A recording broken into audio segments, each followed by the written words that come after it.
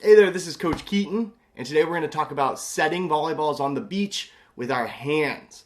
So a lot of coaches, especially at a younger age, teach their players, don't set with your hands, just set with bump sets all the time because you don't want to get called and you want to find a good consistency with your bump sets.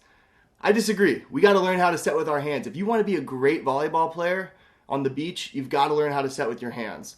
So let's talk about it real quick.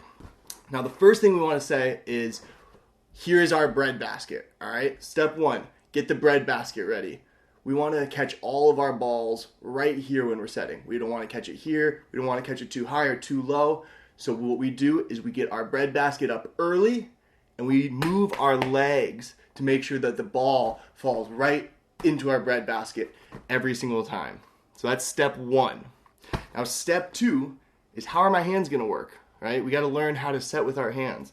And so there's two things I like to think about. It's one is we've got toothpicks right here, right? So we're strong with these fingers, and we're going to set with only 3 fingers on each side. These pinky and ring fingers don't do a whole lot. So right there, it's those 3 things. And think about a door hinge, right? It's almost like a door hinge. So when you catch the ball, you can absorb it inwards, and then as you start to finish, you hinge outwards. So absorb and then push, right? So when we catch with our bread basket right here, we're not bringing the ball in and then throwing it. We're just absorbing it with that little bit of hinge, and then we push forward. So finally, that's part 2, and part 3 is finish smoothly. How do we finish smoothly, right? So when we catch here in our bread basket, we're going to want to finish straight forward every time.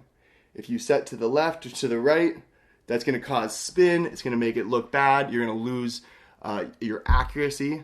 So when we move our feet so we catch it in the bread basket, we want to point directly where we want to set and then finish smoothly. Hold it for a second. You see a lot of setters flail their arms back in or to the side.